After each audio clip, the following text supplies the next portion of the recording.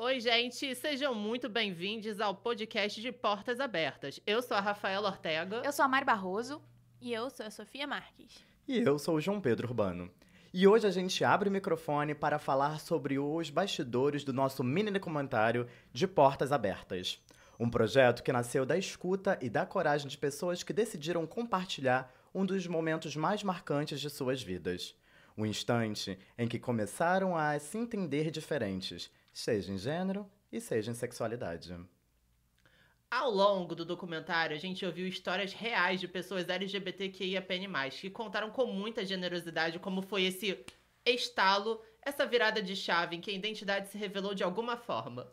E no episódio de hoje, a gente quer conversar sobre tudo que não coube na tela. Como foi chegar nesse tema, os desafios de traduzir. A gente tentou com delicadeza, né? Em imagem e som, como que o audiovisual pode ser uma ferramenta de escuta, de empatia e de transformação. Também vamos dividir com vocês como esse processo mexeu com a gente, como equipe, como estudantes e também como pessoas. Então prepara o fone, o coração e vem com a gente nesse papo que começa agora.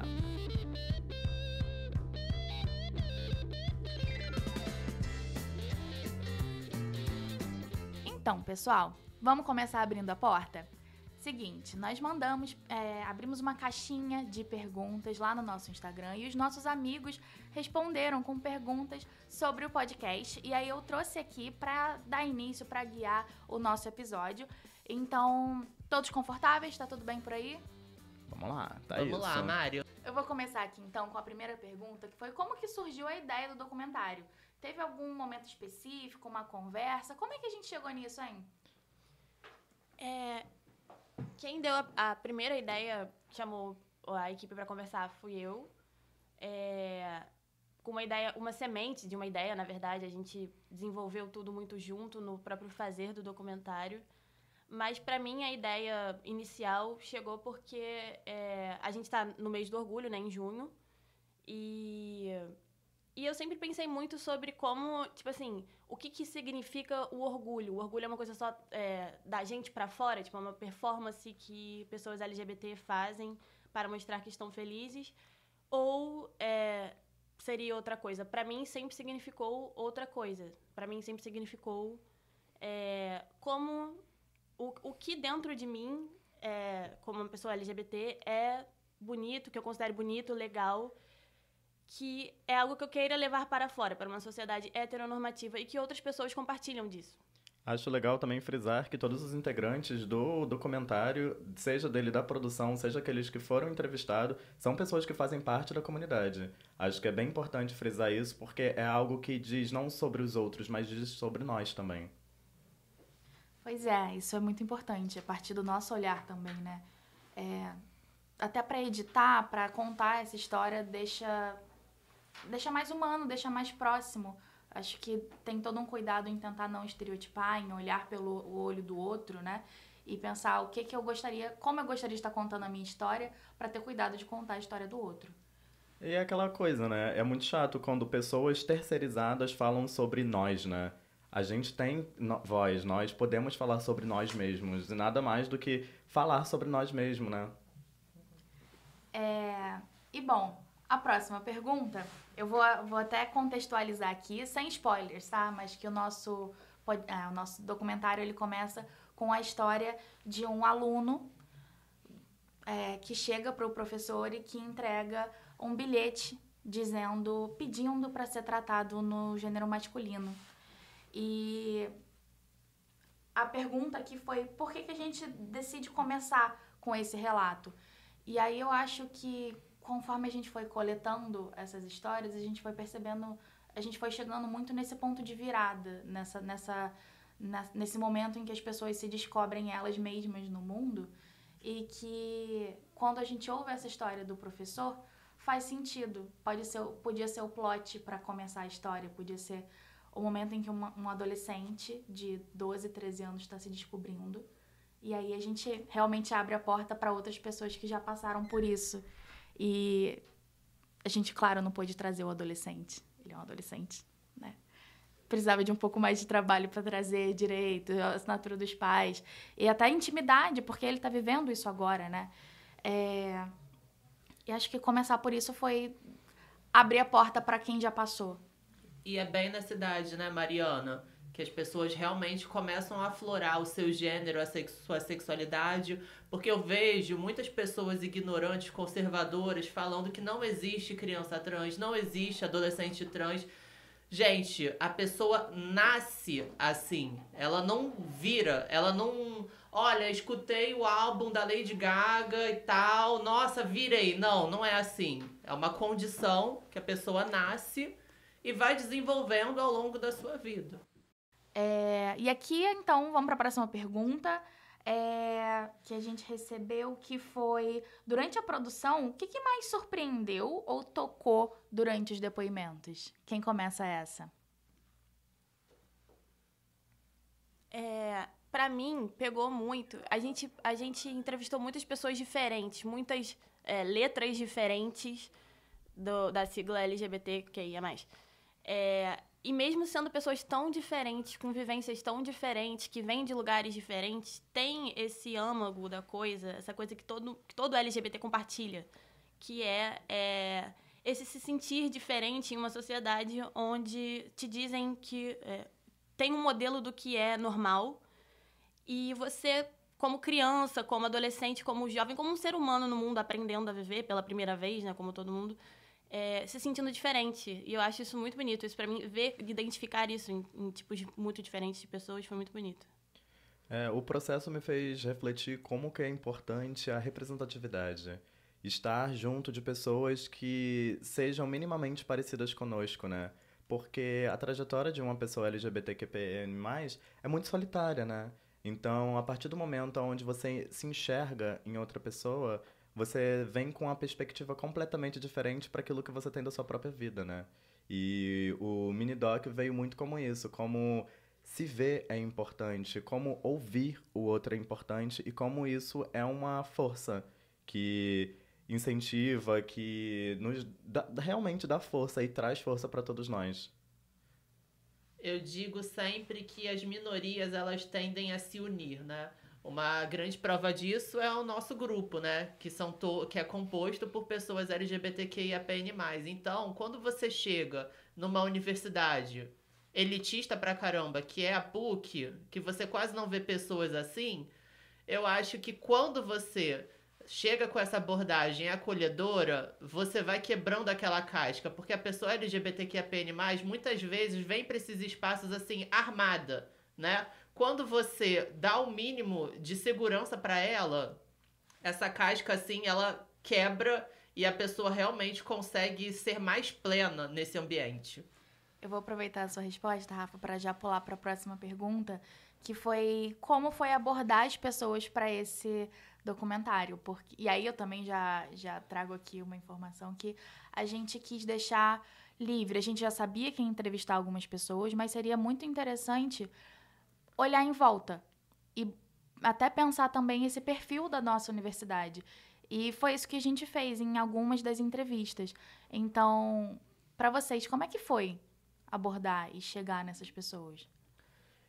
Eu e Sofia descemos, né? A gente foi dando uma olhada por toda a PUC, a gente foi na vila, encontramos algumas pessoas que, enfim, por questões pessoais, né, não puderam dar entrevista, não quiseram. Então a gente foi numa chapa que só tinham pessoas LGBTs, né, Sofia? A gente foi no Pilotis. A gente primeiro rodou na vila, né? Aí a gente foi no Pilotis, tava tendo votação da... Do Grêmio? Não, era alguma coisa... Acho que era Conune, sei lá. Enfim. E aí foi engraçado, porque justamente onde era a organização, onde era a articulação política, todas as pessoas eram LGBT, tipo assim, todo mundo... A gente falou assim, a gente tá procurando pessoas LGBT pra entrevistar. Na vila, as pessoas ficavam meio, quem era? Eu ficava tipo, não sei, não tô num bom dia. Quem não era, a gente ficava tipo assim, não é que você não sei, não é que eu olhei pra você e achei que você fosse LGBT, tipo, a gente tinha que ficar se explicando demais. E nessa articulação política, a gente falou, a gente tá procurando gente LGBT. Todo mundo, no primeiro segundo, eu sou trans, eu sou não sei o quê. Tipo assim, realmente foi uma coisa, sei lá. Eu e Sofia até brincamos, né, Sofia? Que o nosso gaydar aqui, ele explodiu. E é importante você encontrar pessoas que já estão rodeadas de pessoas, então elas já estavam confortáveis de falar, elas já sabiam, o discurso, o debate da vivência delas já é diário, então elas já estavam acostumadas a, ok, eu conto a minha história todo dia no bate-papo, então eu vou contar um pouco pra vocês também, né? Aquela casca grossa que eu tinha citado anteriormente já estava quebrada, né, Mariana? É isso. E então, mais alguma pontuação? Vou pular para a próxima, que essa pergunta é boa. Qual foi o maior desafio de trabalhar o tema de gênero e sexualidade?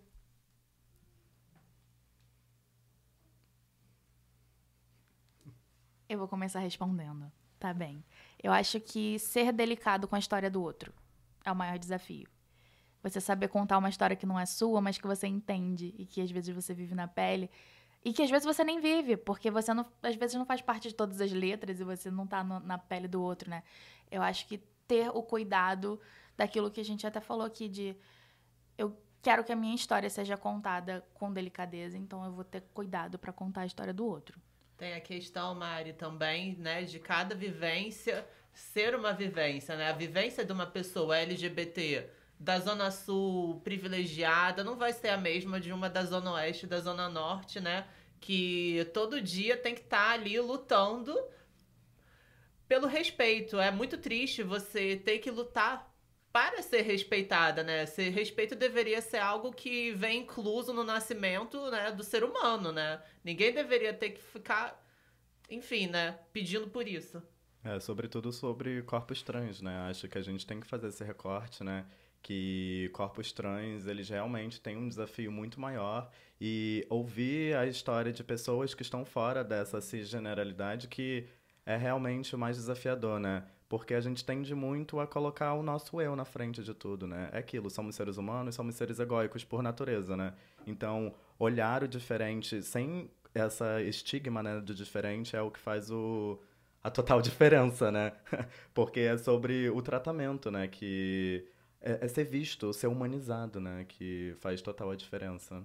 João, eu achei muito interessante quando eu e a Sofia fomos, né, dar essa volta na PUC, porque encontramos apenas 2 pessoas trans e isso me deixou muito feliz, porque caso a maioria das pessoas não saibam, né, provavelmente, pessoas trans, mulheres trans, são apenas 1% da população mundial e 91% dessa população tem que recorrer à prostituição para sobreviver. A universidade não é um espaço que está acostumado com esses corpos. E eu acho que chegar nessas pessoas é um desafio, mas também perguntar coisas sobre a vida delas pode ser muito delicado. A gente não sabe pelo que ela passou. E a primeira pergunta que a gente fez nas entrevistas foi: me conta da tua infância. E onde é que a gente tá mexendo? Que vespeiro é esse que a gente pode chegar, né? E tiveram histórias que as pessoas falaram: foi tranquilo, a minha família me aceitou, eu sempre fui amado, eu tinha pessoas LGBTs na minha família. Como tiveram pessoas dizendo: foi horrível.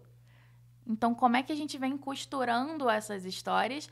E, ok, eu passo para a próxima pergunta, eu insisto nessa pergunta, eu insisto nesse tema, como é que a gente chega na adolescência? Porque se foi difícil na infância, e no momento de você se mostrar para o mundo, de você sair dessa sua prisão, a delicadeza de perguntar. E a gente é jornalista. Uhum. A gente tem que estar pronto para isso, né?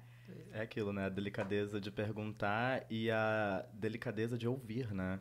Porque não adianta nada a gente fazer perguntas em que a gente não tá prestando atenção aquilo que a pessoa tá dizendo, né? Isso é um esvaziamento. A gente tem que ter uma delicadeza na hora de perguntar e, sobretudo, na hora de ouvir. Total. Vou pular para a próxima. Eu achei essa profunda, tá? Quando a gente ouve os relatos, a gente passou a olhar de uma forma diferente para as experiências das pessoas. Cara, eu posso falar que pelo menos da minha experiência, sim. Porque a gente entrevistou várias pessoas trans. Essa coisa que o João falou do recorte de pessoas trans realmente é muito importante. Porque é a minoria da minoria, entendeu?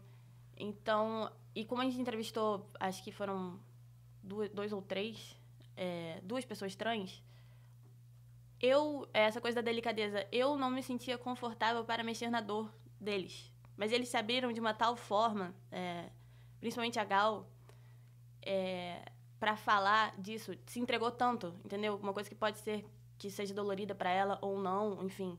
Mas ela se abriu tanto para compor uma coisa bonita, que é esse documentário, para devolver, para dar para a sociedade uma coisa que talvez ajude ela a melhorar, entendeu? Uma pessoa que já possivelmente passou por tantas discriminações, tipo, se sentiu apta para devolver uma coisa boa, que pode ajudar a sociedade a lidar melhor com pessoas trans no futuro, talvez.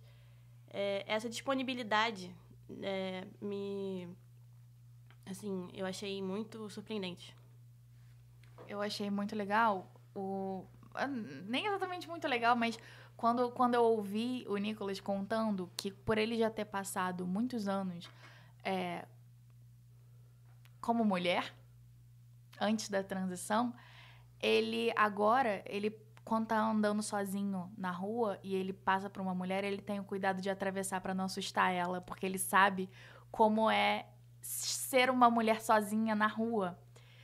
E aí ele falou, e aí às vezes até eu sinto medo de estar vindo alguém na minha direção e penso, tá, agora não é mais assim, então eu atravesso. E olha só quando que eu ia imaginar esse tipo de estalo na cabeça de alguém? Eu sou uma mulher cis, eu não vou passar por isso. Eu vou ser a pessoa que vai sentir o medo. Mas, caramba, sabe? Eu acho que até isso não entrou no corte, mas eu falei com ele, tipo, eu nunca tinha pensado nisso. Isso nunca passou na minha cabeça. Como que é o seu pensamento em relação à sua vivência de antes e a de depois. Você sentia medo e agora você sente outros medos, é claro. Mas, em relação a isso especificamente, você não sente mais. Isso só demonstra o lugar de privilégio do homem cis na nossa sociedade, né? E eu acho que, assim, são experiências, essa coisa que a Mari falou, são experiências que apenas a experiência de uma pessoa LGBT pode contribuir para a sociedade. Uma pessoa cis, uma pessoa hétero, jamais conseguiria fazer essa articulação de ideias dentro da cabeça dela, porque ela simplesmente não vive isso, não tem esse gradiente dentro da cabeça dela. Esse tipo de reflexão que o Nicolas propôs é uma coisa que apenas uma pessoa LGBT poderia contribuir para a sociedade. E mesmo a gente já chegando com o tema... A gente chegou com a pauta pronta para entrevistar as pessoas. A gente chegou na Fernanda também, que ela se dizia... Ela disse, eu sou uma pessoa LGBT, mas eu tô me descobrindo ainda. E aí foi muito louco ver e perguntar as coisas e ela falar, eu não sei, eu tô me entendendo. Então a gente pegou uma pessoa que já sabia exatamente quem ela era, a gente pegou uma que estava passando pelo processo e a outra que estava dando o primeiro passo agora. Então muita coisa ela não conseguiu responder porque ela falou, eu não sei. Eu tô descobrindo como é que é isso na minha vida agora, mas eu sei que eu sou. Mari, exatamente. Eu acho que tanto pra descoberta quanto pra tudo na vida, a gente precisa de referências, né? Quando uma pessoa cresce num lar extremamente conservador, numa família evangélica, não sei nem se eu poderia estar falando isso aqui, né? Mas você fica sem referências, você não tem contato com pessoas diferentes do que você fica ali numa caixa, ou seja, o que era pra ser um processo de descoberta, né, mais cedo, acaba sendo bem mais tarde, porque você precisa de referências. E onde você vai buscar essas referências? Você não vai. Você vai ter uma noção disso na universidade, que foi o caso dela. Bom, próxima pergunta. Vocês acham que a escola, a universidade e outros espaços de formação deviam tratar essas questões? Nossa, com certeza, sem dúvida, sem dúvida, sem dúvida. A universidade já é, por natureza, um lugar de grandes aprendizados, de grandes questionamentos e grandes reflexões.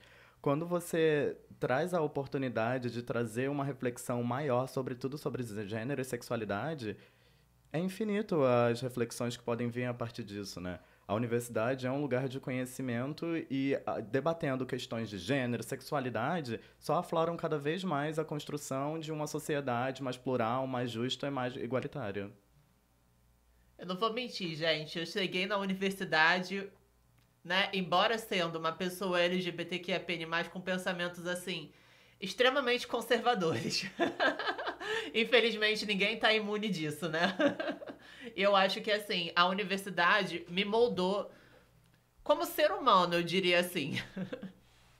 Cara, quer falar? Desculpa. Mesmo sem ter tantas pessoas LGBTs, gays, APN+, ao seu entorno, né? Com certeza. Como é que foi pra você, Rafa? Olha, então, eu cheguei aqui extremamente, como eu disse, né, conservadora, com aquela cabeça de... Eu não acreditava nem em não binário, pra vocês terem uma noção, né? Eu tinha aquela ideia de ou você é homem ou você é mulher, você é uma coisa ou outra, né? Aquele pensamento bem ignorante mesmo de uma pessoa, enfim, né, que não teve referências. E ao longo do tempo, eu fui convivendo com pessoas diferentes, né? Fui me desconstruindo, porque muitas pessoas pensam assim: ah, essa pessoa LGBT, ela já é desconstruída. Não, gente, isso é um mito.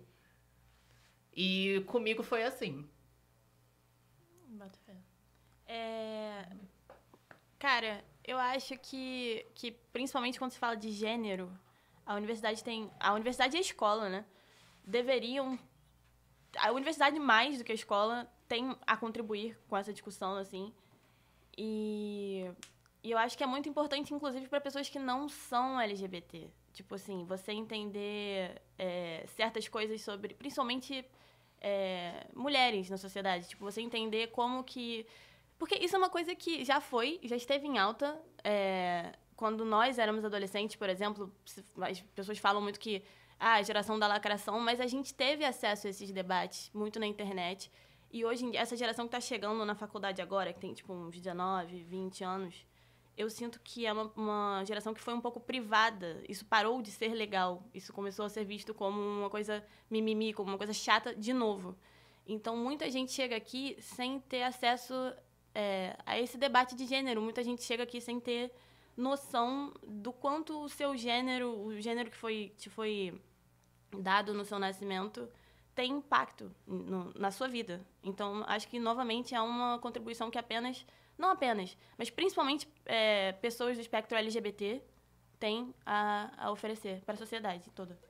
E o papel da escola no meio disso também é como o lugar onde você vai se enxergar no outro. Você vai ter suas referências, né? Porque a gente entrevistou um professor, Phil Lopes, que é uma pessoa preta, não binária. E aí ele diz que pra ele tanto faz se você vai me chamar de professor, de professora, que pra ele tanto faz. E que como essa pessoa que querendo ou não, a escola tem uma hierarquia, né? Que tá ali, pra ele o que ele pode entregar é escuta. Além de ensinar, ele vai escutar. E que a pessoa, que o aluno, a aluna dele, saiba que ali é um lugar seguro.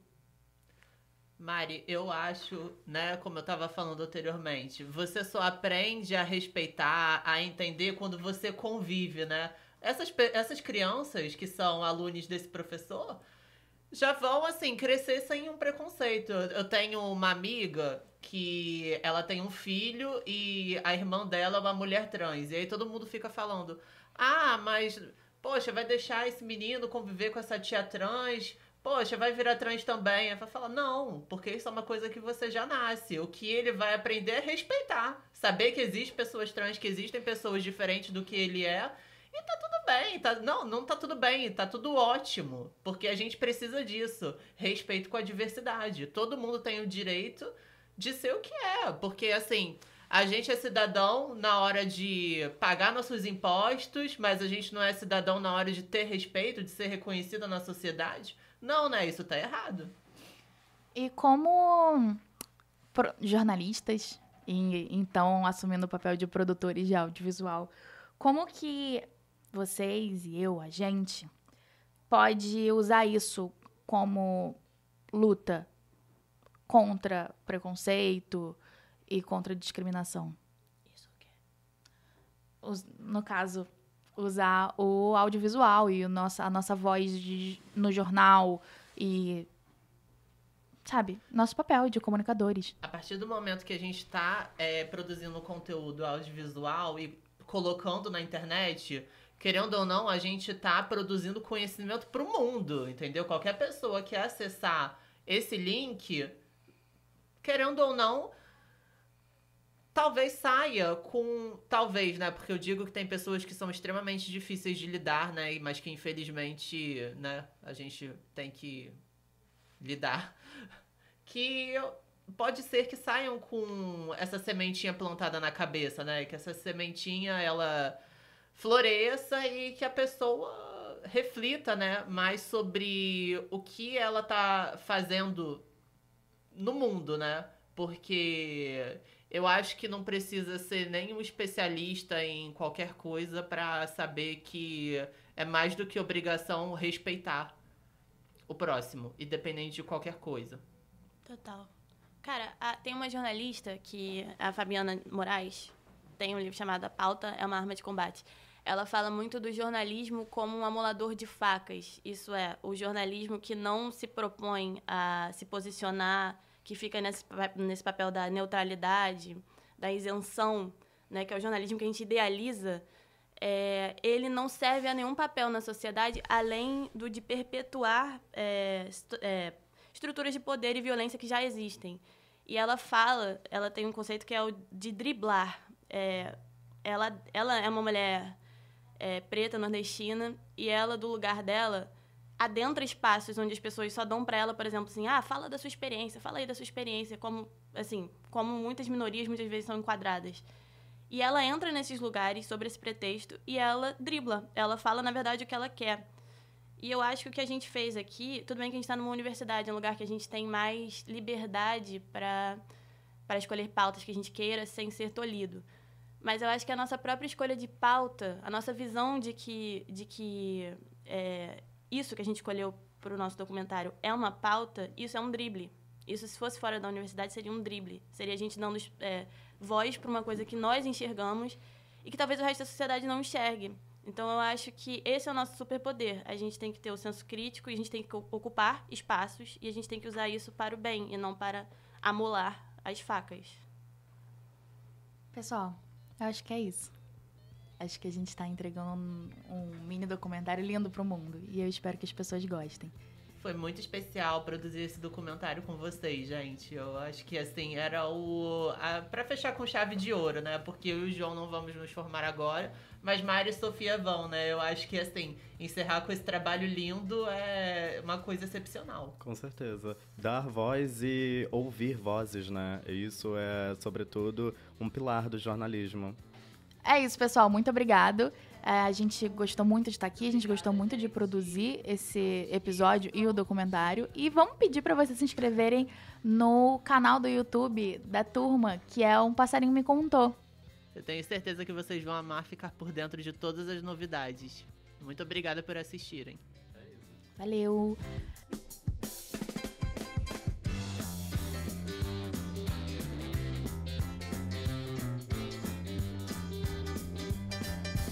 Esse podcast foi produzido e gravado por João Pedro Urbano, Mariana Barroso, Rafaela Ortega e Sofia Marques. Editado por Patrícia Gurgel e Igor Martins. E supervisionado por Carmen Petit.